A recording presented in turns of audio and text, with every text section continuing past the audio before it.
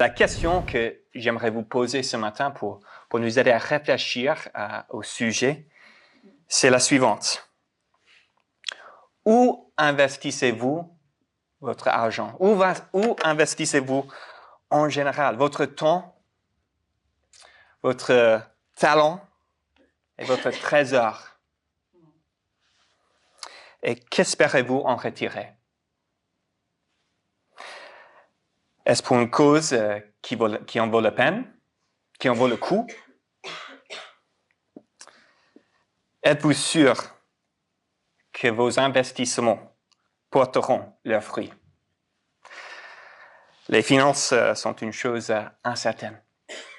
Et voici un titre dans les actualités que j'ai lu hier. Nervosité à la Bourse de Paris, les législatives françaises et l'inflation américaine en ligne de mire. La question des finances peut susciter beaucoup d'inquiétudes et peut également générer de nombreuses frictions relationnelles. Il s'agit d'un sujet sensible, comme Étienne vient de le dire, et c'est aussi un sujet incroyablement important qui révèle beaucoup de choses sur notre caractère personnel, sur ce qui est dans notre cœur. C'est un sujet qui joue beaucoup dans notre avenir dans ce monde et le monde à venir. Et donc, c'est peut-être la raison pour laquelle Paul a attendu jusqu'à la fin de son lettre pour traiter ce sujet tellement sensible, tellement important. Et donc, on arrive à la fin de cette lettre de l'apôtre Paul et on voit avec ces dernières parties que c'est vraiment une lettre de remerciement. Et il a attendu jusqu'à la fin de la lettre pour vraiment les remercier de leur partenariat avec lui dans l'Évangile. Et comme on a discuté ces dernières semaines, c'est vraiment la prière au commencement de la lettre qui oriente tous ses propos.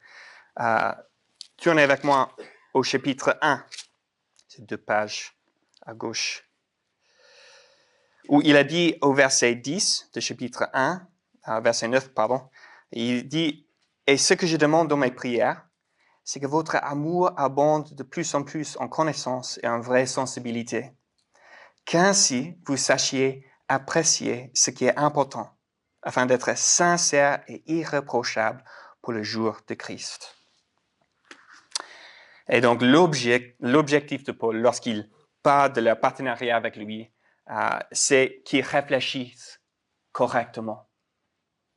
Il veut que leur amour ne soit pas un amour irrationnel et qu'ils donnent d'une manière réfléchie, pas sans compréhension de ce qu'ils font.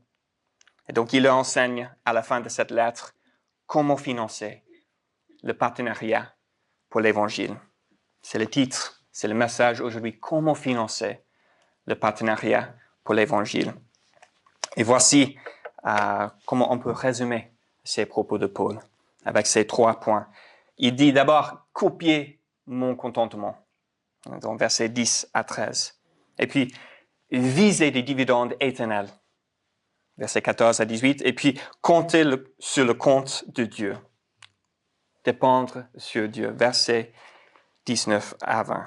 Donc, commençons avec cette première partie. On va lire verset 10 au chapitre 4.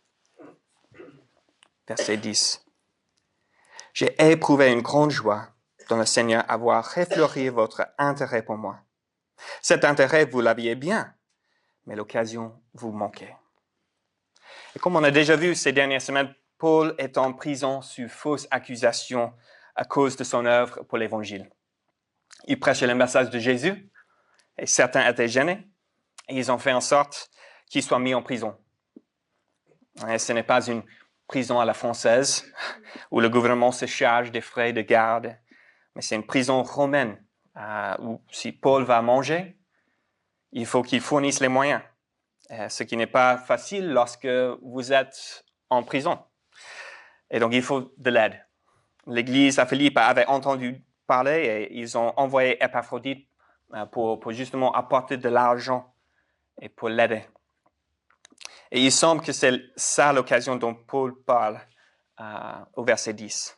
L'Église avait donné dans le passé au ministère de Paul, Mais il y a eu une période où il semblait que Paul n'avait pas besoin, il n'avait plus besoin. Et maintenant, les nouvelles de Paul en prison les a poussés à envoyer de nouveau l'aide financière. Et Paul veut les remercier.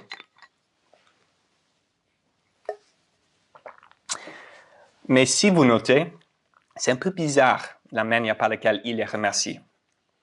Regardez le verset 11. Il dit, « Je ne dis pas cela en raison de mes besoins, car j'ai appris à me contenter de l'état où je me trouve. » C'est comme il a dit, « Merci pour l'aide, mais je n'en avais pas besoin. Merci, mais non merci. » Et si vous voulez encourager des gens de financer votre projet, ce n'est pas la manière de le faire. Toute personne qui travaille dans le domaine de la collecte des fonds recommande de toujours montrer à quel point le don était essentiel, voire vital, important pour faire promouvoir le projet, pour faire rouler le projet. Sinon, les gens risquent de penser que le don n'était pas vraiment nécessaire. Et ils s'arrêteront de donner et peut-être donner ailleurs. Donc, qu'est-ce que Paul vise à faire par ses propos? Mais je pense que d'abord, Paul montre l'importance de la relation qu'ils ont. Pour Paul, la relation prime sur l'argent. Il est hyper joyeux au verset 10, mais pas à cause du don, mais parce que le don est un signe tangible de leur amour et de leur maturité spirituelle. Et la deuxième chose qu'il montre, c'est l'importance du contentement dans le domaine des finances. En fait, c'est justement son contentement qui le permet d'avoir un amour profond pour eux, et un amour qui n'est pas obscurci par des succès financiers. C'est parce que son cœur n'est pas contrôlé par son état financier, il peut dire cela. Et on devrait noter que c'est directement lié avec ce qu'il vient de dire au verset 1 à 9 dans le chapitre 4. C'est le passage qu'Étienne a prêché la semaine dernière. Et on a vu comment le conflit relationnel et les inquiétudes peuvent nous distraire de la mission de l'Évangile. On a vu comment l'Évangile nous donne un cadre pour faire face à ces problématiques. Et au verset 9, pour conclure ses instructions en se présentant lui-même comme un exemple à suivre, il a dit « Ce que vous avez appris, reçu et entendu, et ce que vous avez vu en moi, pratiquez-le, et le Dieu de paix sera avec vous. » Et donc, c'est exactement ce que Paul fait dans notre texte d'aujourd'hui lorsqu'il fait part de ses propres difficultés financières. Il dit, je sais ce que c'est d'avoir beaucoup et d'être pauvre. Et je sais comment bien le faire. Mais le contentement n'était pas quelque chose de donné pour Paul. Il a fallu qu'il l'apprenne. Le ministère de Paul était marqué par beaucoup de tribulations. Il parle de moments où il n'avait même pas de quoi à manger. Mais peu importe, Paul gardait le cap et restait focalisé sur la proclamation de l'Évangile. Et donc, pourquoi est-ce important? Pourquoi est-ce important pour nous? Parce que l'argent peut vite devenir une source de conflit et d'anxiété. Pour ceux qui, dans cette salle, ont vécu moins, au moins le moins, vous le connaissez bien, d'être dans la disette. Et on peut facilement vivre dans un état constant de stress et de peur, d'avoir difficulté de dormir. Considérer les intérêts des autres lorsqu'on est dans une situation de précarité, ce n'est pas évident. Mais remarquez comment Paul ne parle pas simplement d'être dans la disette, mais aussi d'être dans l'abondance. Selon lui, les richesses peuvent nous distraire autant que la pauvreté. Dans le mot de rappeur Notorious B.I.G., « More money, more problems ».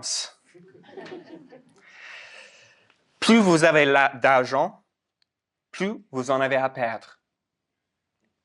Plus vous en avez, plus vous devez réfléchir. Plus vous avez d'investissement, plus vous allez consacrer du temps et d'énergie à les surveiller. Je connais plus d'une personne qui a acheté une maison de vacances comme investissement et a fini par gaspiller tellement de temps sur des rénovations, sur l'entretien, sur les réparations. Et donc, ils partaient souvent pour passer du temps là-bas pour justifier les dépenses au point où ils avaient du mal à participer dans la vie de leur quartier ou même dans l'église parce qu'ils étaient là-bas chaque 2 week-ends. Donc, quel est le coût réel d'une maison dans le Perche? Lorsque vos revenus augmentent, votre niveau de vie augmente souvent aussi. C'est la tendance. C'est normal, c'est naturel.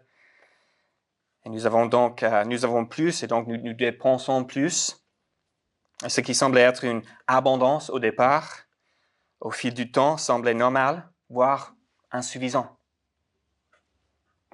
Un autre défi qui vient avec l'argent, c'est la fausse impression d'être autosuffisant. Et ça nous pousse à ne plus dépendre sur Dieu. Si je suis honnête, lorsque j'ai des problèmes financiers, je suis prompt à prier et à demander à Dieu pour l'aide. Mais lorsque j'ai de la marge, je prie moins. L'abondance comme le manque peuvent générer des conflits et des inquiétudes et peuvent tous les deux nous détourner de l'Évangile, nous distraire. Mais Paul nous dit qu'il a appris le contentement à travers ses expériences et il résume dans le fameux verset 13. Vous le savez. Je puis tout par celui qui me fortifie. Et c'est un verset souvent utilisé hors de contexte pour dire que Jésus peut vous donner la force de gagner un match de foot. Si Giroud prie ce verset avant le match avec la Belgique, il va certainement marquer un but. Ou avec Jésus, vous pouvez gravir le Mont Blanc ou obtenir une promotion au travail.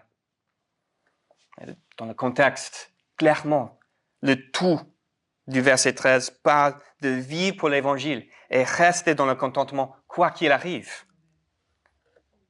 Et donc ma question pour vous, c'est, ou pour toi, est-ce que tu sais comment faire cela? Parce que peu importe votre statut financier en ce moment, il n'y a aucune garantie que vous y resterez. Aucune. Les gens traversent les hauts et les bas tout le temps. Vous ne savez pas l'avenir. Et j'ai parlé il y a quelques semaines avec l'une des sœurs qui ont créé l'entreprise Mallette. C'est une boulangerie et beaucoup de produits boulangerie. Nos enfants vont à la même école. Et elle a partagé qu'elles n'ont pas pu rembourser leur prêt COVID. Et elles ont fini en faillite et ont dû céder l'entreprise à une autre société. C'était un deuil incroyable pour elles. Ils avaient une 60aine d'employés avant. Tellement de personnes ont perdu beaucoup lors de la pandémie. Et la réalité, c'est que nous ne savons pas ce que le lendemain nous réserve. Est-ce que vous avez appris à être comblé en Christ pour ne pas être égaré lorsque la donne change? Jésus nous offre un contentement et une paix qui surpassent toute richesse et qui nous garde même lorsqu'on se retrouve dans la pauvreté. C'est une paix qui surpasse toute compréhension. Et donc, Paul modèle pour les Philippiens et pour nous l'état d'esprit, la pensée qui est nécessaire si nous allons tenir dans les hauts et les bas et rester de bons partenaires dans l'Évangile. Si nous allons utiliser et donner notre argent pour la propagation de l'Évangile, il faut qu'on ait un esprit de contentement où Christ et son Évangile glorieux, que ça reste dans notre cœur, que nous soyons captivés par cela. Et notre confiance en Dieu est tellement solide que nous ne sommes pas distraits par les finances.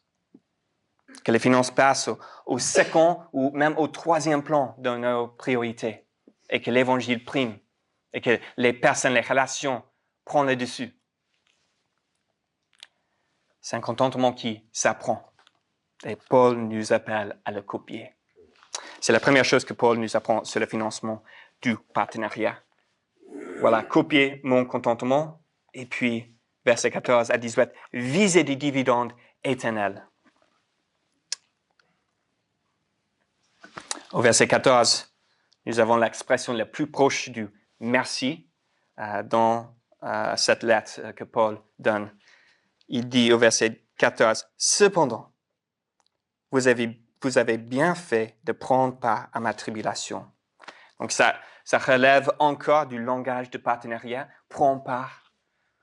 Et puis il raconte comment ils ont soutenu son ministère en nous donnant un aperçu de ce à quoi ressemblait leur partenariat.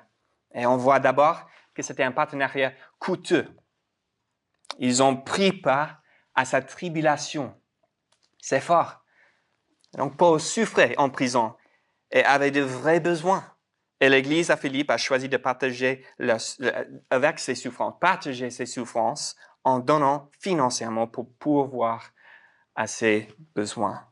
Donc ils ont souffert pour alléger la souffrance de Paul. De plus, c'était une Église relativement pauvre.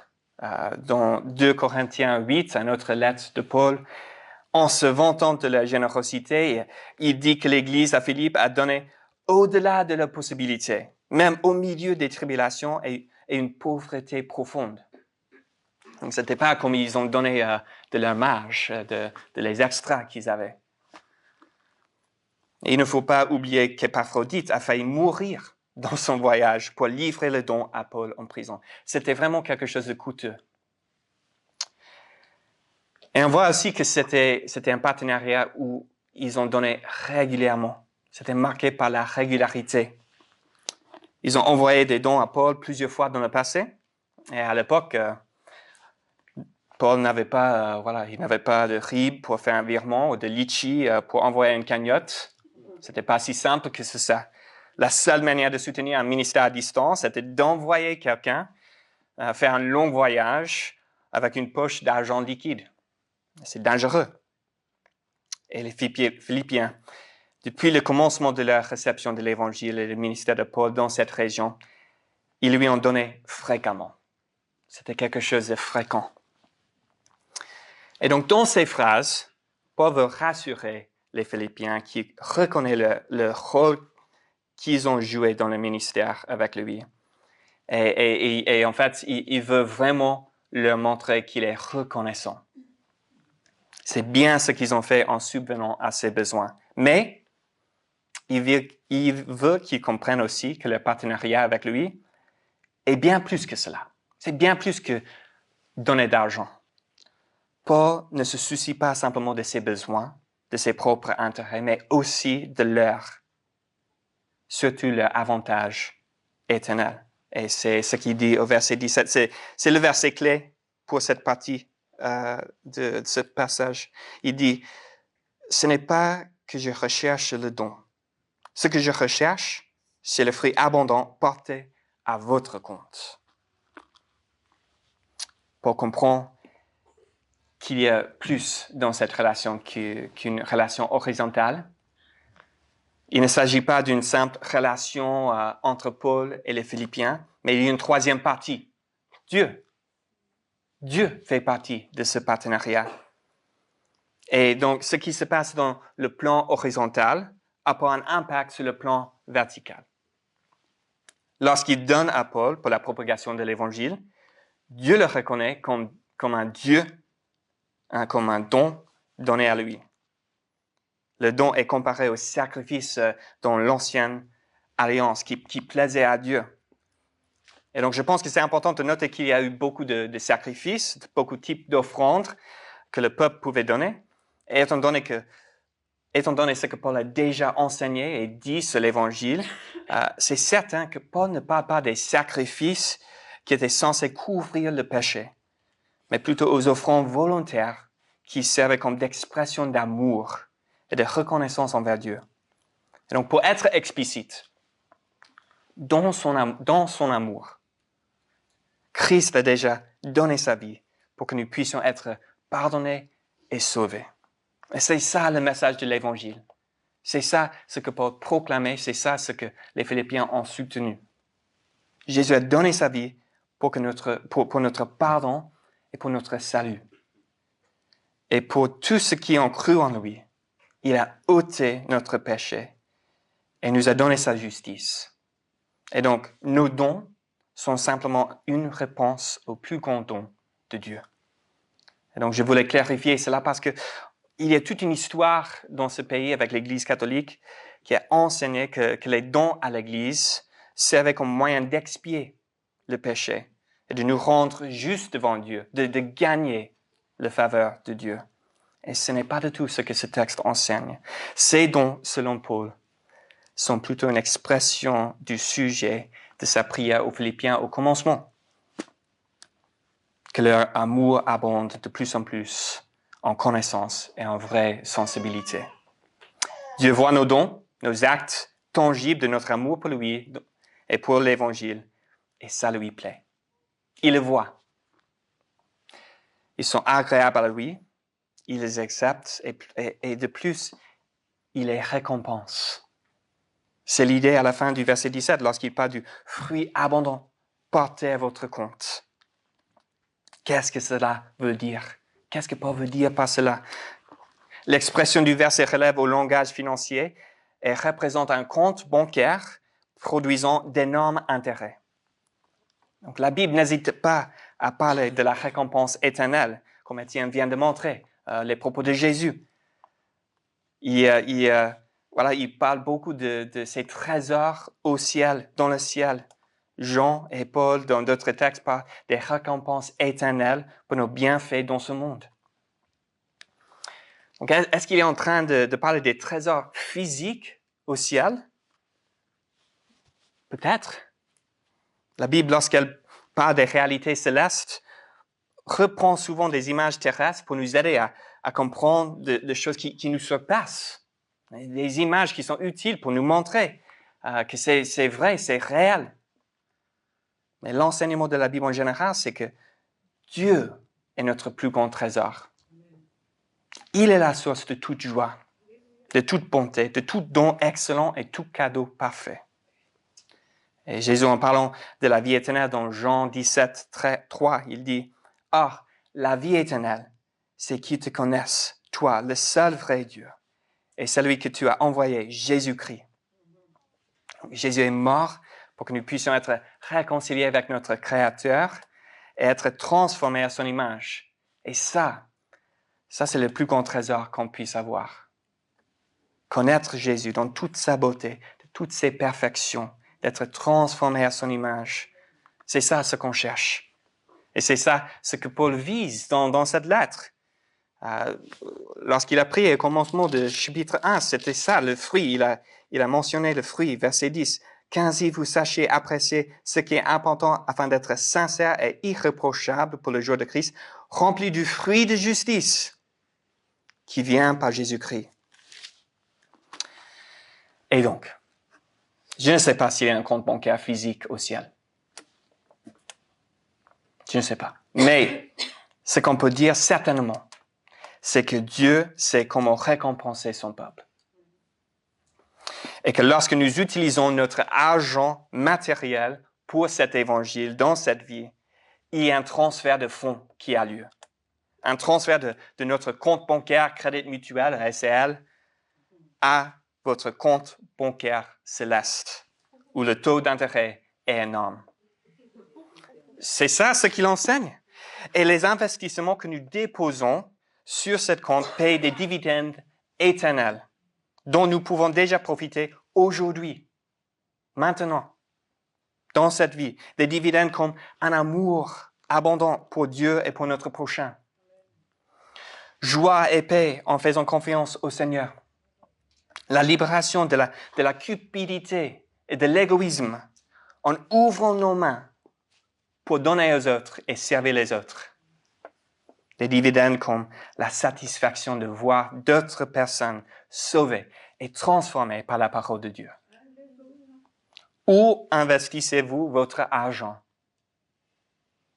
Quels sont les retours que vous obtenez? Est-ce que votre livret B vous donne des dividendes éternels? Vous ne pouvez pas apporter des euros au paradis. Et ils n'ont d'ailleurs aucune valeur. Et pour être franche, l'État va de toute façon prendre une grande partie de l'héritage que vous laisserez à vos enfants. Donc, ça ne vaut pas la peine. Il faut le dire. Contentement. avec ce qu'on a. Visons des dividendes éternels, tout en dépendant de Dieu. C'est cette dernière partie. Comptez sur le compte de Dieu. Pour conclure ces propos sur l'argent en parlant du rôle actif de Dieu dans le partenariat. Et il faut le dire, le premier réflexe pour la personne moyenne lorsqu'elle pense à donner sérieusement, c'est est-ce que j'en aurai encore suffisamment? N'est-ce pas? Et si j'en donne trop, est-ce que j'aurai des problèmes? Est-ce que Dieu va prendre soin de moi? Et donc, donner, c'est vraiment un risque. On le ressent. Et pour rassurer les Philippiens, Paul leur dit qu'on peut compter sur le compte bancaire de Dieu. Que ce n'est pas vraiment un risque, parce que les richesses de Dieu sont inépuisables. Verset 19, c'est ce qu'il dit. Mon Dieu pourvoira à tous vos besoins selon sa richesse, avec gloire en Christ Jésus. Et donc ce verset ne soutient pas du tout le soi-disant évangile de prospérité, comme si nous donnons à Dieu qui nous fera riches. Non, Paul parle des besoins et non pas des envies. Il était déjà dans la disette en servant Dieu. Et Paul en a déjà fait la preuve. Et puisqu'il a déjà appris le contentement, il a déjà vu comment Dieu prend soin de lui. Et il dit d'une manière très personnelle, mon Dieu, verset 19, mon Dieu pourvoira à tous vos besoins. C'est comme il vous l'a dit, tester, approuver. Je le sais. Et le financement de la mission de Dieu est garanti par le compte de Dieu, le partenaire le plus important dans ce partenariat. Et c'est pourquoi Paul peut dire aux Philippiens qu'ils n'avaient pas vraiment besoin de leur don. C'est pourquoi il dit au verset 18 qu'ils ont suffisamment donné, qu'il est comblé. Ça suffit, ne vous inquiétez pas. Je vais bien, pas de pression. Dieu pourvoira pour moi et pour vous aussi. Et donc, ils n'ont pas une relation malsaine et gênante marquée par la pression financière. C'est une relation marquée par la joie et l'amour mutuel. Ils n'ont pas forcé de donner, culpabilisé de donner. Et donc, ce n'est pas une transaction horizontale entre le travailleur pour l'Évangile et l'Église et les autres. Mais c'est une forme, si vous le voyez, c'est une forme d'un cercle où, en fait, les Philippiens, ils donnent à Paul et Dieu reçoit ces dons comme ils ont donné à Dieu. Et puis Dieu récompense eux au ciel et leur donne encore suffisamment de moyens pour qu'ils puissent donner encore. Il y a un cercle qui se passe dans ce partenariat. Dieu a fait en sorte que le moyen par lequel il sauve des gens, c'est à travers la prédication de l'Évangile, ce qui demande des ressources. Et dans la foi, les gens financent ce projet et ça montre au monde à quel point l'Évangile est précieux. Ça vaut plus que l'argent et ça rend gloire à Dieu. Et c'est ce qui enseigne son peuple à dépendre de lui. Et puis Dieu pourvoit à ceux qui donnent, et son peuple grandit dans la foi. Et donc c'est un projet où le message, et par le message et par les sacrifices, et même par la dépendance, Dieu est glorifié. Et c'est pourquoi il finit son lettre avec le verset 20. À Dieu notre Père. Voilà, il pourvoit à ses enfants comme un Père. À Dieu notre Père, la gloire au siècle des siècles. Amen. Les amis, nous pouvons vite oublier pourquoi nous donnons. Et ça pourrait créer toute forme de dysfonctionnement dans notre partenariat pour l'Évangile. Des désaccords, de l'anxiété, de la culpabilité, de la froideur dans la relation, de la déception. On peut vite être dans un mauvais calcul de dons et oublier les buts glorieux de notre générosité, les buts pour les autres et pour nous-mêmes. Et il faut qu'on se rappelle régulièrement de la raison pour laquelle nous donnons, de ce pourquoi nous investissons. Et c'est une question qui est aussi pertinente pour le non-chrétien que pour le chrétien. Dans quoi investissez-vous votre temps, votre talent et votre trésor? Quels sont les dividendes de ces investissements? Où ira cet investissement en 20 ans, en 50 ans, en 100 ans, ou 1000 ans, lorsque vous ne serez plus là? Je veux conclure en faisant ce que Paul fait dans ce texte, en vous remerciant. Saint-Lazare, merci. Merci pour ces 7 dernières années. Merci pour vos dons. Les dons continuent d'augmenter d'année après année, mais je me réjouis plus en ce que ces dons signifient. Votre maturité en Christ, votre amour pour Dieu, votre passion pour l'Évangile, quelque chose qui va durer pour l'éternité. Et grâce à votre générosité, l'Église continue de grandir et plus de monde entend l'Évangile. Mais ce que nous souhaitons plus que vos dons, c'est le fruit abondant porté à votre compte. Votre santé spirituelle, votre joie, votre récompense éternelle. Prions.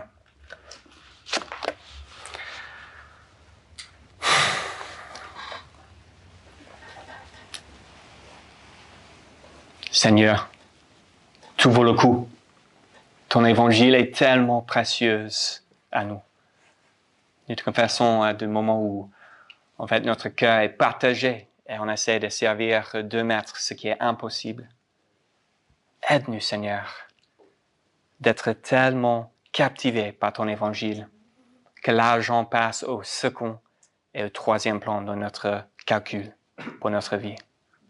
Aide-nous d'investir notre vie dans les choses qui vont vraiment durer pour l'éternité. Le salut des gens de votre colère, de ton colère, la joie abondante, la paix qui surpasse toute connaissance que tu nous offres. Aide-nous de trouver, d'apprendre comme Paul a appris, le secret de ce contentement. De garder le cap comme tu as fait, Paul, comme Paul a fait. Et Seigneur, que nous soyons modelés de plus en plus par ton amour pour nous et par notre passion pour l'Évangile.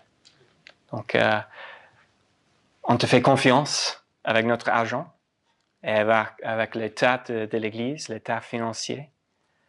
Et nous te faisons confiance que tu vas pourvoir à tous nos besoins par ta gloire.